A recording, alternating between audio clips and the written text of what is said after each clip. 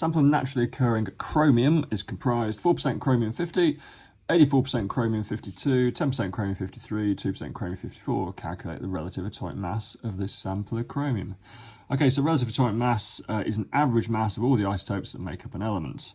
Okay, so to do this calculation, we need to learn this formula, and it's the percentage abundance of each isotope. So I'm just going to write percentage times the mass number of each isotope.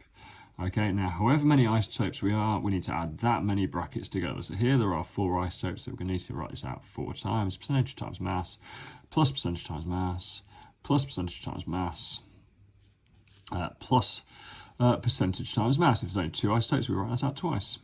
If there's 5, we write it out 5 times. And we divide all that by 100 to get our average. Okay, so now we put some numbers in. So 4% chromium-50, 4% chromium-50, so 4 times 50, that's going to be 200 straight away, but we'll do that in a moment. So what's next? 84% chromium-52. So most of the mass is comprised of chromium-52, therefore the answer is going to be very, very close to 52. If at the end of this answer isn't very close to 52, we've got it wrong. 10% chromium-53 plus 10% times 53, obviously 530, but we'll do that in a moment. 2% chromium-54, so 108, but we'll do that in a moment. 2 times 54. And we're going to divide all that by 100. Okay, let's work all that out before we do anything else. So 4 times 50 we said is 200. 84% times chromium-52.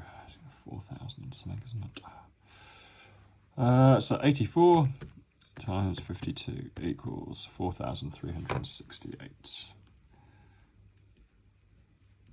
Plus 10 times 530. Oh, well, 10 times 530. 10 times 53. Okay, so that's going to be 530. Plus 2 times 54, 108. Divide all that by 100. There we go. Right. So I've got my 4368 there. Let's add my 200 on, plus 200. Let's add my 530 on, 530. Let's add my 108 on.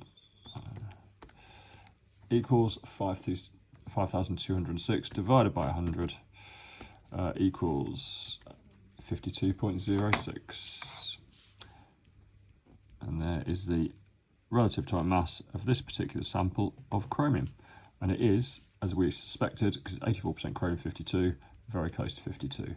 All these questions and more on elshramhighchemistry.com.